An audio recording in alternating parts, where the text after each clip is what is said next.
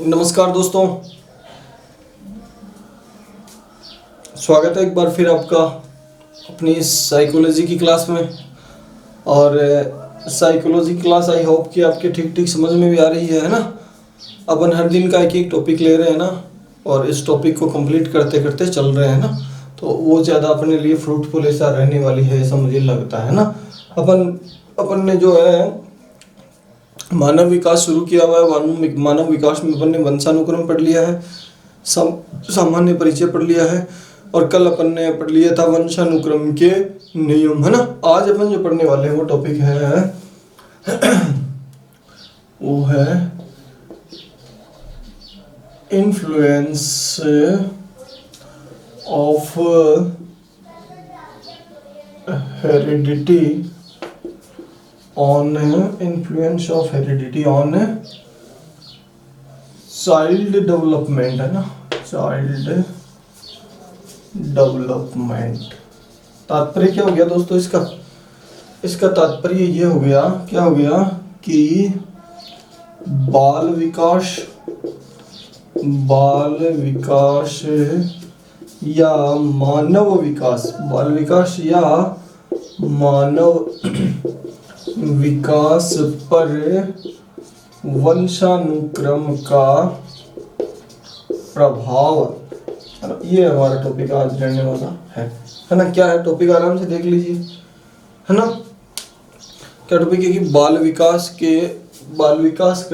पर या मानव विकास पर जो है वंशानुक्रम का क्या प्रभाव पड़ता है, यानी आपके और मेरे ऊपर अपने वंशानुक्रम, अपना जो वंशानुक्रम है उसका क्या प्रभाव है, ये अपन को जानना है। यानी आपका वंशानुक्रम आपको किस तरह से प्रभावित कर रहा है और मेरा वंशानुक्रम मुझे किस प्रकार से प्रभावित कर रहा है, ये अपन को जानना है ना। जानना कैसे है, अपन सीधे सट्टे जान नहीं सकते। निश्चित रूप से प्रभावित तो कर रहा है, बहुत सारी चीज़ें जो है बाई बर्थ हमारे साथ आई है, तो निश्चित रूप से प्रभावित तो अपन को कर रहा है, लेकिन उसको अपन जान कैसे पाएंगे वो अपन को पता लगाना है। तो बहुत सारे जो मनोवैज्ञानिक हैं उन्होंने अपने बहुत सारे शोध किए, है ना। और शोध करने के बाद जो है उन्होंने अपने रिजल्ट दिए, है ना। अपने रिजल्ट क्या दिए हैं देखिए जरा। सबसे पहले जो निष्कर्ष पर जो पहुंचे उन्होंने पहला एक सिद्धांत दिया, क्या है, मूल प्रवृत्तियों पर वंशानुक्रम का कैसे प्रभाव पड़ता है। मूल प्रवृत्तियों या मूल शक्तियों पर प्रभाव, है ना दोस्तों। अब यहाँ से जो है अपन में प्रश्न बनना प्रारंभ हो जाएंगे, है ना। यहाँ से अपने प्रश्न बनना प्रारंभ हो जाएंगे, है ना। कैसे प्रश्न बनेंगे, जैसे प्रश्न ये, इसके प्रतिपादक कौन है, इसके प्रतिपादक कौन है, प्रतिपादक कौन है जरा बताएं तो। इसके प्रतिपादक हैं थॉर्नडाइक सर। कौन सर हैं, थॉर्नडाइक सर इसके प्रतिपादक हैं, है ना। कैसे हैं जरा बताते हैं आपको।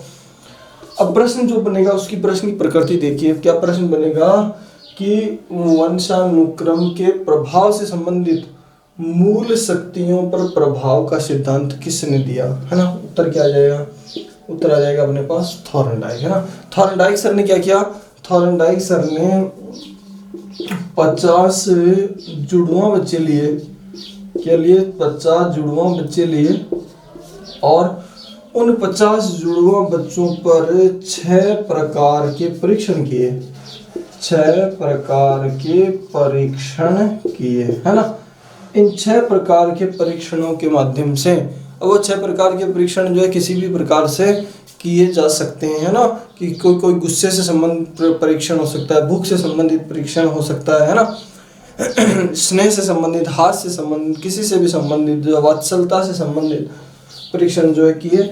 और ये परीक्षण करके और उन्होंने ये पाया कि जो है पहले जुड़वा में जो है जो गुण पाया जा रहा है वही दूसरे जुड़वा में भी पाया जा रहा है। इसका मतलब जो है संवेग के तुरंत बाद जो रिएक्ट करने की जो प्रक्रिया है, संवेग के तुरंत बाद जो है रिएक्ट करने की प्रक्रिया जो है वो दोनों बच्चों में समान है। इसका मतलब क्या हुआ, इसका मतलब ये है कि हमारी जो मूल प्रवृत्ति है, हमारी जो मूल प्रवृत्ति को अपन पहले वीडियो में बहुत अच्छे से पढ़ भी चुके हैं ना, आप जानते भी हैं ना।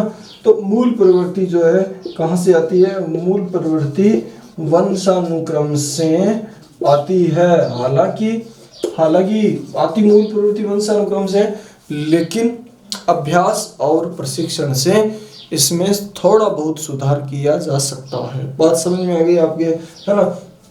तो मूल प्रवृत्तियों से संबंधित जो प्रभाव का जो सिद्धांत है किस पर, मानव विकास पर, किसका, वंशानुक्रम का। वो किन्होंने दिया, थॉर्नडाइक सर ने दिया, है ना। कई बार ऐसा प्रश्न कोई ऐसे नहीं पूछ के, थॉर्नडाइक सर नहीं पूछ के ऐसा पूछ ले कि कौन मनोवैज्ञानिक मानता है कि मूल प्रवृत्तियां जो है वंशानुक्रम का परिणाम है ना। मूल प्रवृत्तियां वंशानुक्रम का परिणाम है, किसमें, वंशानुक्रम वाले चैप्टर से अपन से पूछे तब भी उत्तर क्या चला जाएगा अपना, थॉर्नडाइक सर चला जाएगा, है ना।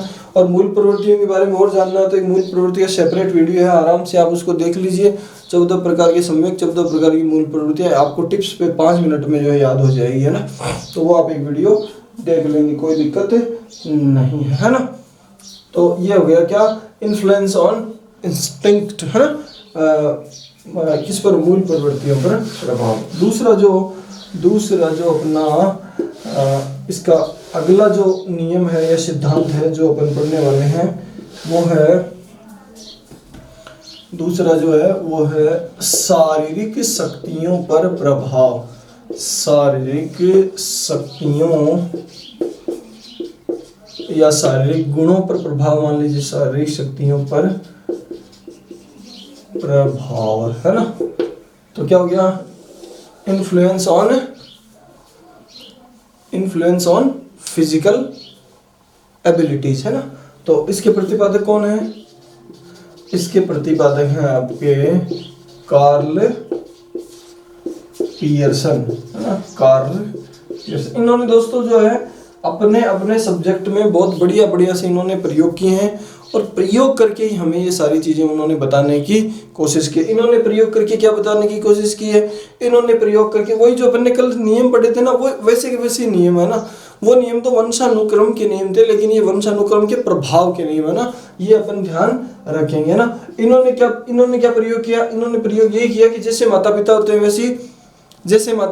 वैसी उनकी संतान होती है। किस प्रकार के गुणों में, यहाँ पर सिर्फ उन्होंने कौन से गुण ले लिए, सारे गुण ले। तो बताओ कौन सा नियम यहाँ लागू हो जा रहा है, यहाँ पर जो है वंशानुक्रम का नियम भी लागू हो जा रहा है। कौन सा वाला, समानता का नियम लागू हो जा रहा है। क्या बोल रहे हैं, ये बोल रहे हैं कि लंबे जो माता पिता होते हैं, लंबे माता पिता की संतान जो है, लंबे माता पिता की संतान कैसी होती है, लंबी होती है ना। और कम लंबाई वाले जो माता पिता होते हैं उनकी संतान जो है कम लंबाई वाली होती है। दूसरा इन्होंने बताया कि शक्तिशाली जो माता पिता होते हैं ना, बलवान जो होते हैं, शक्तिशाली माता पिता की संतान कैसी होती है, शक्तिशाली माता पिता की संतान भी कैसी होती है, शक्तिशाली ही पैदा होती है ना। कहने का मतलब कम लंबे हैं उनकी संतान जो कम लंबी होगी, अधिक लंबे हैं उनकी संतान जो है वो अधिक लंबी होगी, है ना। तो ये छोटी सी बात जो है इन्होंने बताने की कोशिश की। छोटी सी बात अभी लग रही है दोस्तों, कभी भी जो है अपन से ये अभी ऐसा भी पूछा जाता है, वंशानुक्रम के प्रभाव से संबंधित सिद्धांतों को सुमेलित कर दीजिए, है ना। एक तरफ नाम आ जाएंगे, एक तरफ जो है उनके प्रवर्तक आ जाएंगे, है ना। तो आपको याद रखना है कि मूल प्रवृत्तियां जो है वो थॉर्नडाइक सर ने दी थी, सारी शक्तियां जो है किसने दी है, पियर्सन ने दी है ना। बात आपको याद रहेगी। तो दूसरा जो सिद्धांत बताया वो किन्होंने बताया है, कार्ल पियर्सन ने बताया है, और बिल्कुल सरल सा जो अपन पढ़ चुके हैं वही बात इन्होंने बताने की कोशिश की है ना। तो तीसरा सिद्धांत भी मैं यहाँ लिख देता हूँ, है ना। तीसरा सिद्धांत कौन सा है, तीसरा सिद्धांत है दोस्तों बुद्धि पर, ऊपर ही लिख देता हूँ ना, अलग से अपन लिख देते हैं, अलग से ही जो है इसको अपन लिख देते हैं, है ना। तीसरा यहाँ लिख देते हैं ना, इन्फ्लुएंस ऑन इंटेलिजेंस, है ना। ये तो इन्फ्लुएंस ऑन फिजिकल एबिलिटी, और ये क्या बोल रहा है, ये बोल रहा है इन्फ्लुएंस ऑन इंटेलिजेंस। तो तीसरा हो गया अपना बुद्धि पर प्रभाव, है ना। क्या हो गया, बुद्धि पर प्रभाव, इन्फ्लुएंस ऑन इंटेलिजेंस, है ना। इंटेलिजेंस पर जो है इसका प्रभाव हो गया, है ना। प्रतिपादक कौन है इसके, ये बड़ा महत्वपूर्ण भी है ना, एक बार परीक्षा में भी पूछ लिया गया। प्रतिपादक है इसके, आप लिखेंगे या तो गोडार्ड लिख देंगे, गोडार्ड नहीं है तो गाडार्ड, है ना। गोडार्ड, जो भी आपको परीक्षा में जो दिख जाए ऐसा नाम है ना, तो उसी को आपको जो है क्लिक कर देंगे, है ना। कोई 19-20 थोड़ा बहुत होता है ना, कई बार क्या होता है कि किसी एक परीक्षा में आ गया कि जो है कोई आयोग से संबंधित सदस्य का नाम पूछ लिया था, बोले जो है उस आयोग के सदस्य का नाम दिलीप सिंह था, है ना, और परीक्षा में पूछ लिया दलीप सिंह, तो बोले साहब इसके ऑब्जेक्शन लगाएंगे। तो ऐसे बेटा इससे कोई प्रश्नों की ऑब्जेक्शन लगते नहीं है, तो आप जो है इनको आराम से इस तरह से जो है आप देख सकते हैं, है ना। तो इन्होंने क्या किया, इन्होंने एक कॉलिकॉक नामक जो था नाविक था ना, कॉलिकॉक के वंशजों पर अध्ययन किया, कॉलिकॉक के वंशजों पर अध्ययन किया, है ना, और उस पर अध्ययन करके और इन्होंने स्पष्ट किया, क्या स्पष्ट किया, बिल्कुल पहली शारीरिक थी और ये क्या हुई मानसिक। क्या बोले, इन्होंने बोला कि तीव्र बुद्धि माता पिता की संतान कैसी होती है, कि संतान तीव्र बुद्धि होती है, ठीक है, और मंद बुद्धि,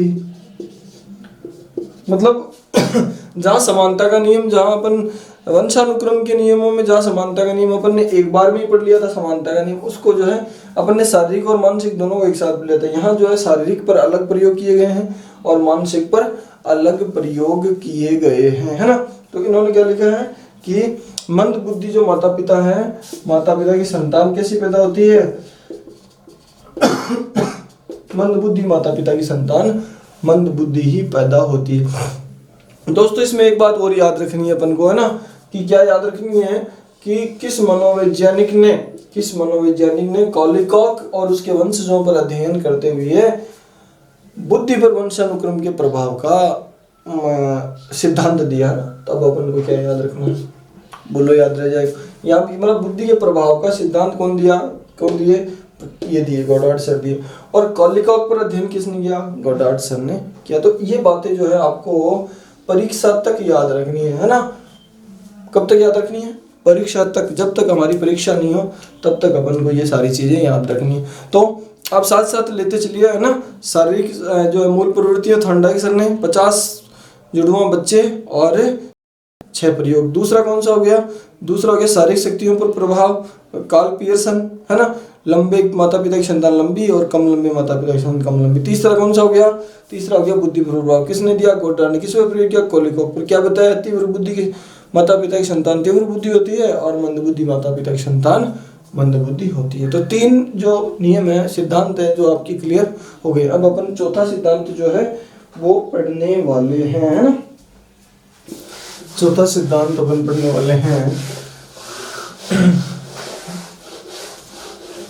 चौथा सिद्धांत जो है वो चौथा सिद्धांत क्या कर रहा है, सिद्धांत नंबर 4। ये बोल रहा है कि प्रजाति की श्रेष्ठता पर प्रभाव, प्रजाति की श्रेष्ठता पर प्रभाव, है ना, प्रभाव, है ना।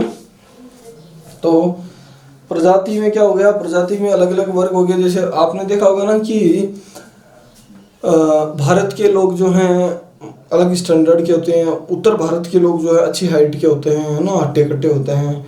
दक्षिण भारत में जाएंगे तो थोड़ा हाइट कम होती है लेकिन मजबूत कदकाठी के होते हैं, ना। चाइना के लोग आप जानते हैं, बताने की ज़रूरत है नहीं कैसे होते हैं ना, चाइना के, जापान के लोग, है ना। फिर जो अफ्रीका में जाएंगे तो वहाँ के लोग और तीसरे तरीके के होते हैं, ना।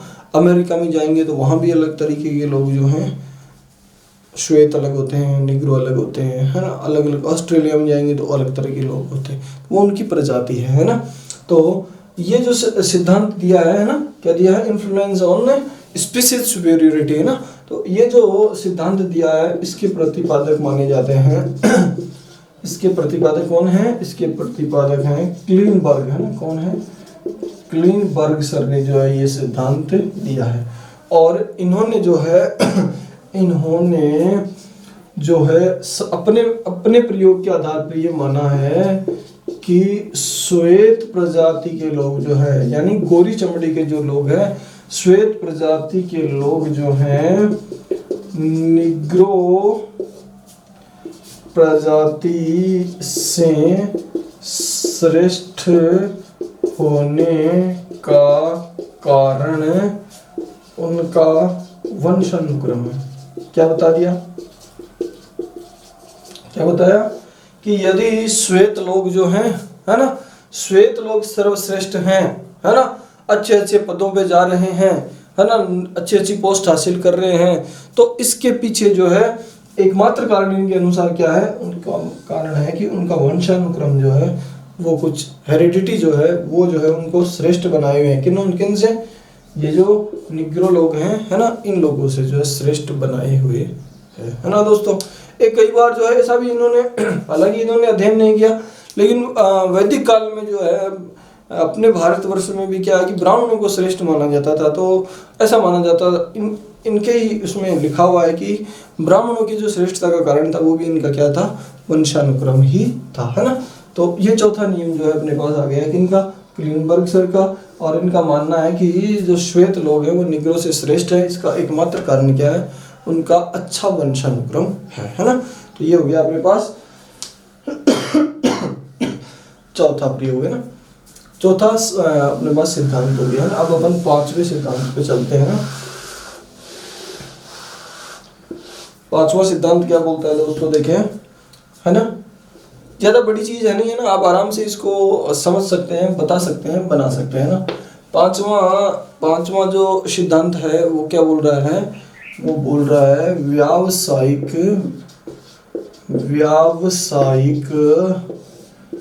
कुशलता पर प्रभाव,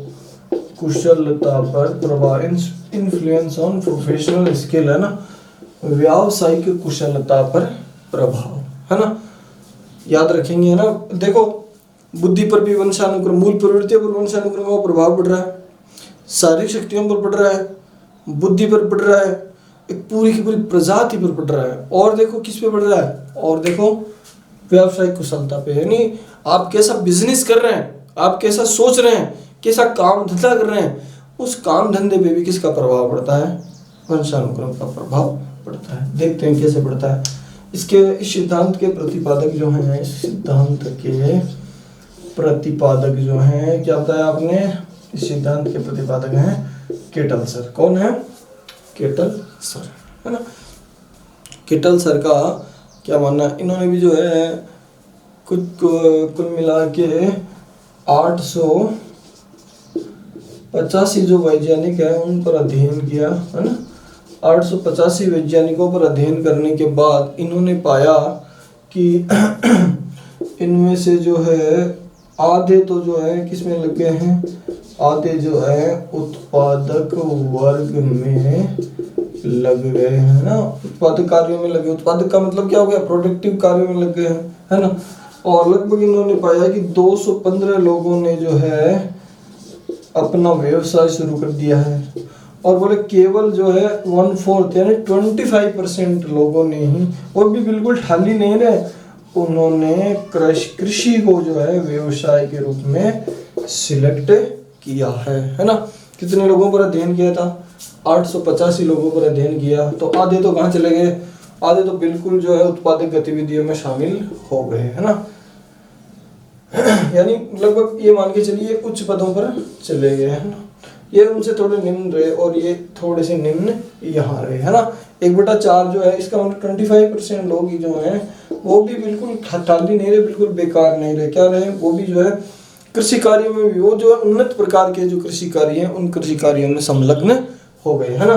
तो इसके प्रतिपादक कौन है, व्यावसायिक कुशलता पर भी, व्यावसायिक कुशलता पर भी निश्चित रूप से किसका प्रभाव पड़ रहा है, वंशानुक्रम का प्रभाव पड़ रहा है। ये आप आराम से इसमें देख रहे हैं और देख भी सकते हैं। प्रश्न क्या बन सकता है, प्रश्न ये बन सकता है व्यावसायिक कुशलता पर प्रभाव का अध्ययन किसने किया, केटल सर ने किया, है ना। 885 वैज्ञानिकों पर अध्ययन करके जो है निष्कर्ष, व्यावसायिक कुशलता पर निष्कर्ष देने वाले मनोवैज्ञानिक कौन थे, वो थे अपने केटल सर। केटल सर को तो आप जानते हैं ना, कैसे जानते हैं, केटल सर ने जो है क्या दिए हैं, 16 प्रकार के पर्सनालिटी फैक्टर दिए हैं, है ना, व्यक्तित्व के कारक दिए हैं, शील गुण जो है इनके द्वारा दिए गए हैं। वो भी आपको एक एक याद करवाऊंगा मैं बढ़िया से, आप बिल्कुल चिंता न करें ना। तो 16 पर्सनालिटी फैक्टर जो दिए वो केटल सर ने दिए, ये आगे की बात है, लेकिन यहाँ इन्होंने जो ये प्रयोग किया है उसकी अपन चर्चा करने वाले हैं, है ना। ठीक है, आगे चले।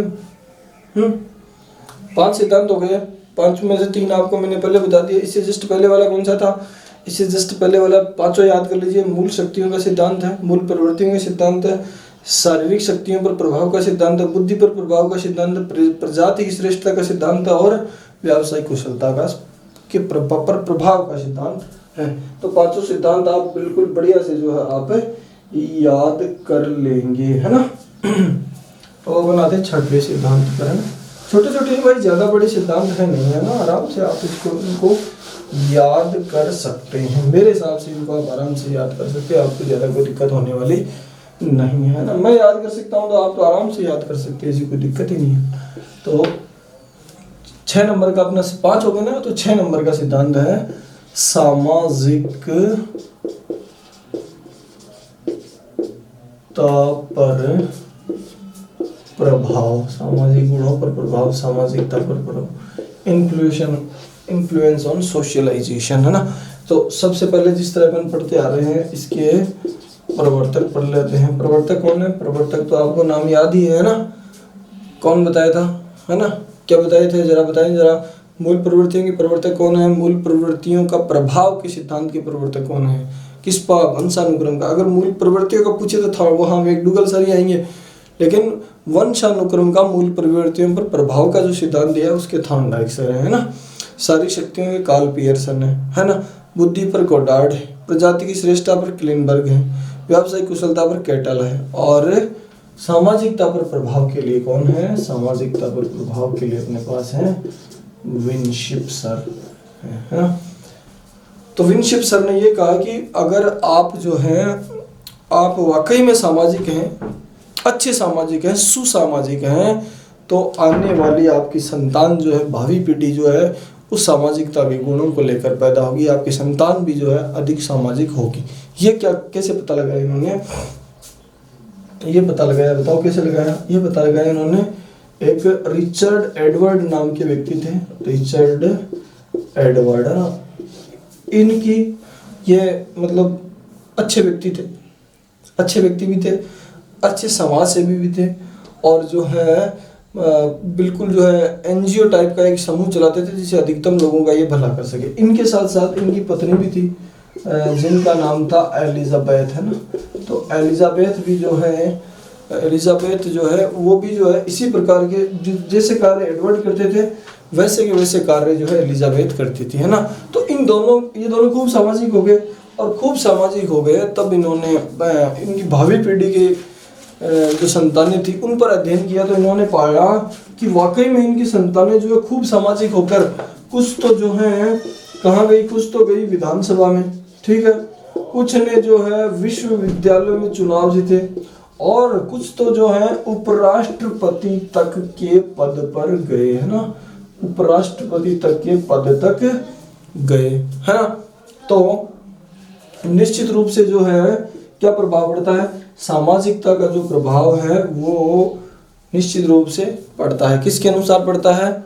विनशिप सर के अनुसार सामाजिकता का प्रभाव व्यक्ति के वंशानुक्रम पर पड़ता है ना। तो ये हमारा 6वां नियम था, है ना। तो 6वें नियम में लेकिन आप याद रखेंगे रिचर्ड एडवर्ड और एलिजाबेथ पर अध्ययन किसने किया था? तब क्या आ जाएगा? विनशिप सर ने किया था। ये सारी बातें आपको मैंने इसीलिए बताई है कि आप थोड़ा सा ध्यान दें कि कौन कहाँ कैसे कैसे पहुंचा।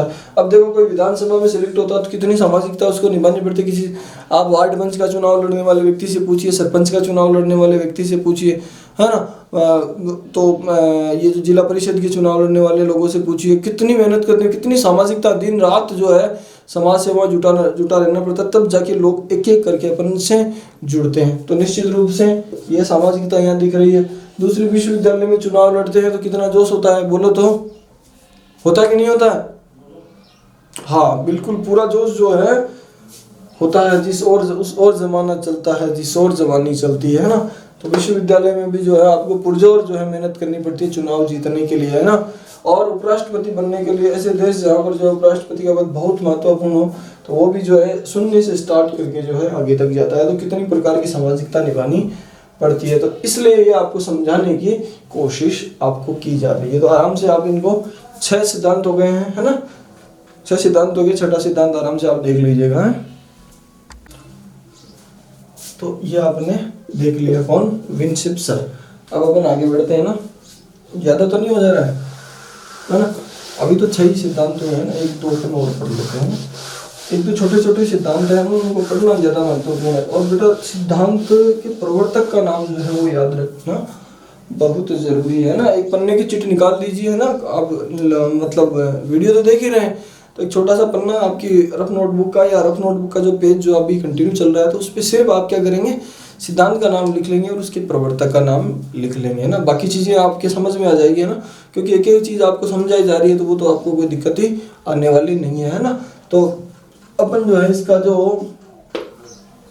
7वां जो सिद्धांत पढ़ने वाले हैं वो अपन पढ़ने वाले हैं चरित्र पर प्रभाव है ना। किसका, वंशानुक्रम का चरित्र पर प्रभाव है ना, कि इन्फ्लुएंस ऑन कैरेक्टर, चरित्र पर इस वंशानुक्रम का क्या प्रभाव पड़ता है।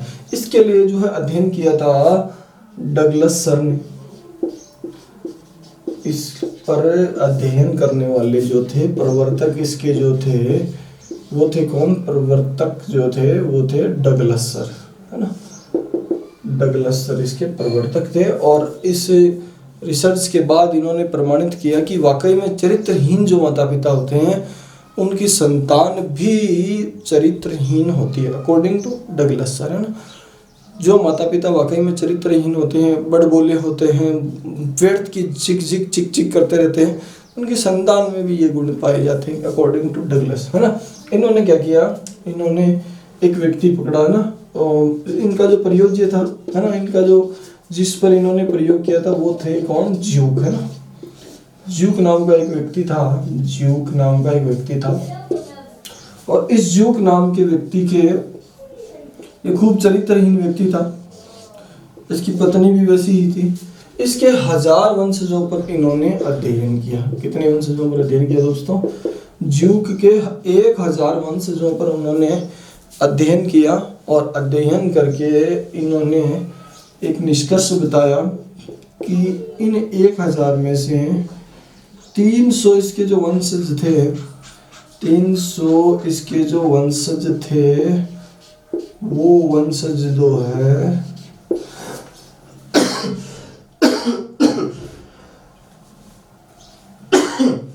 जो है बाल्यावस्था में ही मर गए। क्या हो गए भाई, 300 तो बाल्यावस्था में ही मर गए। 310 जो थे, 310 ने दरिद्र ग्रहों में जीवन बिताया। 300 ने क्या किया, दरिद्र ग्रहों में जीवन बिताया है ना। और 240 थे, 240 जो है वो क्या हो गए, और रोगी होकर मर गए, रोगी होकर मर गए है ना। 240 रोगी होकर मर गए। और 130 जो है वो जो है अपराधी बन गए है ना। 230 अपराधी बन गए। दोस्तों इनको आप काउंट करेंगे है ना, काउंट करेंगे तो आपको ऐसा लगे, काउंट कर लीजिए एक बार है ना। मैं इधर देख देता हूँ, मेरे हिसाब से ये संख्या बचनी चाहिए यहाँ ना। फिर काउंट करेंगे तो ना, कितना, ये 0 है और ये 8 है ना, 6 और 3 980 है। 100 भी कितने लोगों पर किया था, 100 इन्होंने किया था 1000 लोगों पर किया था। तो केवल जो है उस ज्यूक के 1000 वंशजों में से बाकी कोई इसने कोई ढंग का काम नहीं किया, इसने कोई ढंग का काम नहीं किया, इसने कोई ढंग का काम नहीं किया और इसने कोई ढंग का काम नहीं किया है ना। चरित्र का मतलब केवल और केवल आप जो है मतलब उसको सीमित अर्थ में न देखें है ना। चरित्र क्या होता है, चरित्र आदतों का पुंज होता है। चरित्र क्या होता है, चरित्र आदतों का पुंज होता है। तो आदतें हमारी खराब है इसका मतलब हम चरित्रवान नहीं है ना। अगर अपने जीवन में अनुशासन है ना, बिल्कुल अनुशासन सीखना है तो किससे सीख सकते हैं, सूर्य से सीख सकते हैं ना। आप और हम चाहे 8 बजे तक सोते रहे, लेकिन आपने किसी दिन देखा सूर्य लेट हो गया है ना। तो वो जो होता है ना, वो होते हैं अनुशासन, वो होती है आदत। तो आदतें अगर जिन लोगों की खराब है उनकी आदत ये होती है ना, वो सब चरित्रहीन होते हैं ना। तो 1000 वंशजों में से केवल और केवल 20 उसके वंशजों ने अपना कोई व्यवसाय शुरू किया था, अपना व्यवसाय शुरू किया, बाकी सारे के सारे बिल्कुल बेकार निकले। देख लीजिए आप आराम से, है ना। अब आप देख लीजिए, है ना, ये हालात है ना। तो चरित्र पर प्रभाव का अध्ययन करके उसके बाद इन्होंने बताया कि जो माता पिता चरित्रहीन होते हैं उनकी संतान भी चरित्रहीन होती है, और जो माता पिता बिल्कुल अनुशासित होते हैं, चरित्रवान होते हैं, उनकी संतान में वो गुण जो है ट्रांसफर होते हैं। बात समझ में आ गई क्या है? तो आराम से इसको देख लीजिए, बात समझ में आ गई हो तो, है ना। ये बड़ा महत्वपूर्ण है ना। चरित्र पर प्रभाव का अध्ययन किसने किया? डगलस ने किया। प्रयोग किस पे किया? युग पे प्रयोग किया था, है ना। चलिए तो अब अपन आगे चलें, एक बार आप आराम से देख लीजिए, है ना।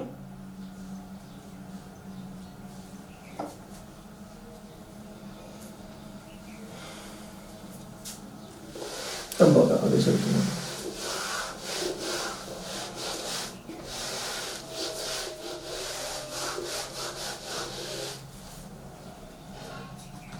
आठवां सिद्धांत एक ऊपर लेते बेटा, ये आखिरी सिद्धांत है, आराम से इसको देख लीजिए, है ना। 7 आपको याद हो गए तो 8वां तो आपको याद होने में कोई दिक्कत ही नहीं आएगी, है ना।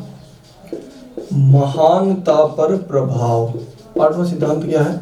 8वां सिद्धांत है महानता पर प्रभाव, इन्फ्लुएंस इफेक्ट ऑन ग्रेटनेस, है ना। महानता पर प्रभाव। और बिल्कुल क्या याद रखेंगे, बिल्कुल क्या याद रखेंगे दोस्तों, आपने जीव सांख्यिकी सिद्धांत देखा है, पढ़ा आपने, है ना।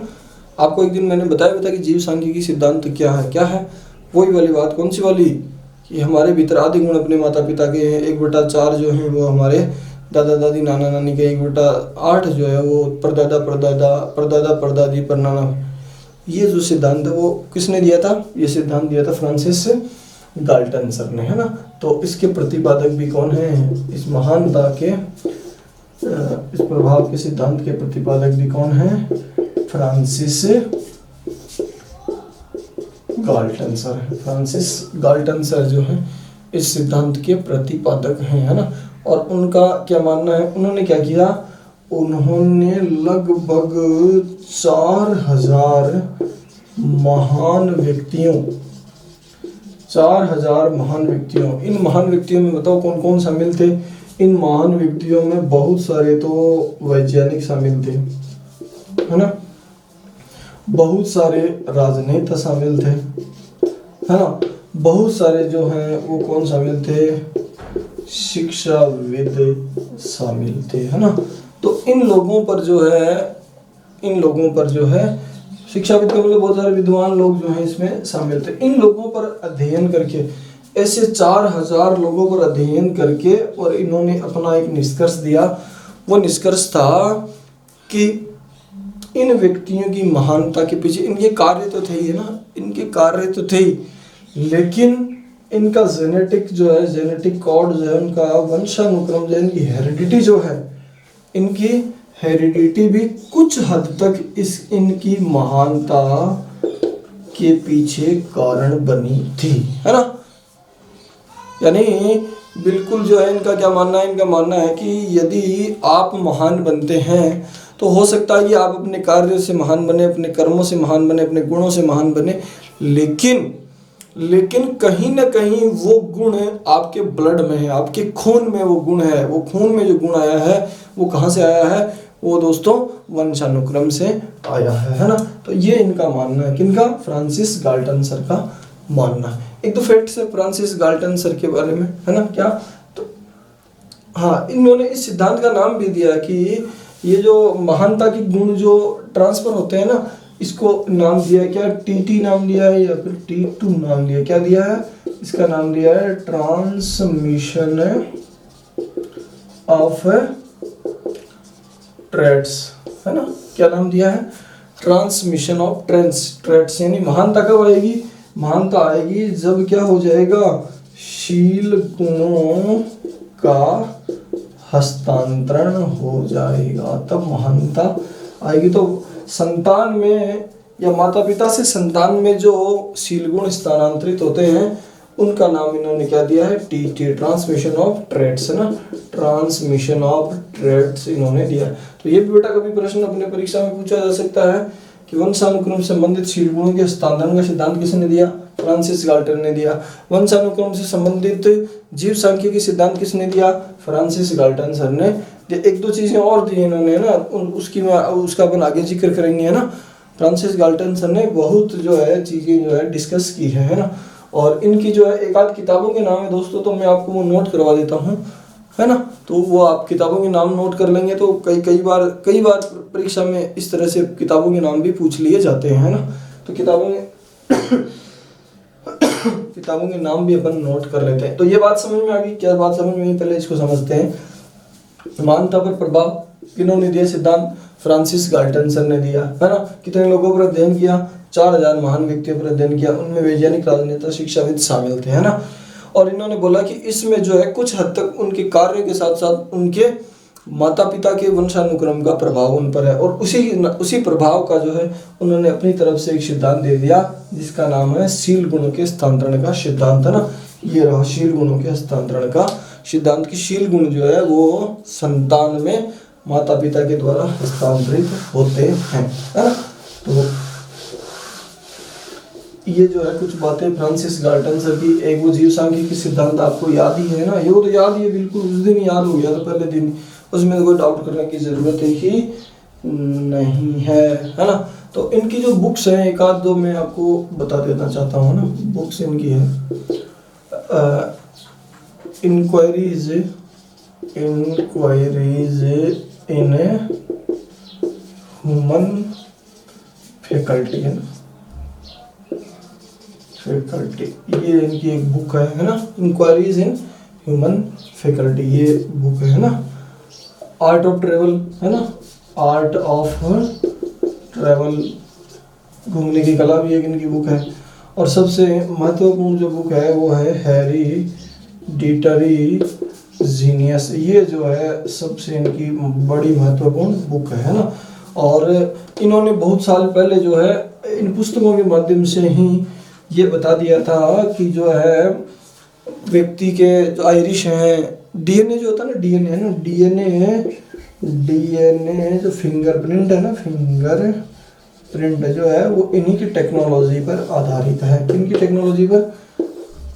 गाल्टन सर की टेक्नोलॉजी पर ही आधारित है। यानी बहुत पहले इन्होंने बता दिया था कि इस तरह से जो है संतति की पहचान की जा सकती है, किसके द्वारा? डीएनए टेस्ट के द्वारा की जा सकती है। तो मानव जाति के लिए बड़ा उपकार करके गए हैं कौन? गाल्टन सर उपकार करके गए हैं, और उनको उपकार को अपन भूलेंगे नहीं, याद रखेंगे। Inquiries in human faculty, the art of travel है ना, और हेरिडिटरी जीनियस।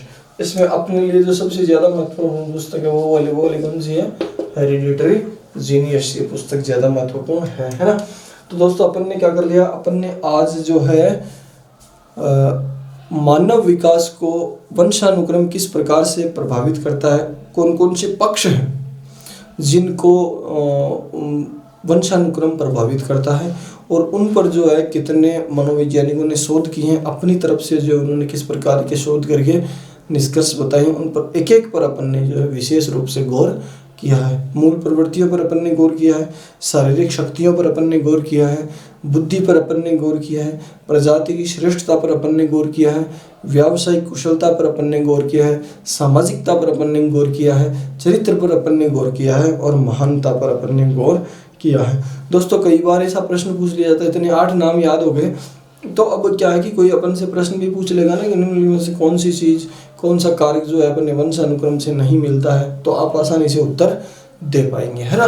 तो ये एक बार 8 हो गए, 8 नाम, और इनके प्रतिपादक जो है आप याद कर लेंगे। 3 पुस्तकों के नाम है ये याद कर लेंगे, शील गुण के हस्तांतरण का सिद्धांत वो आप याद कर लेंगे तो जो है अपनी ये क्लास जो है वो सार्थक हो जाएगी है ना।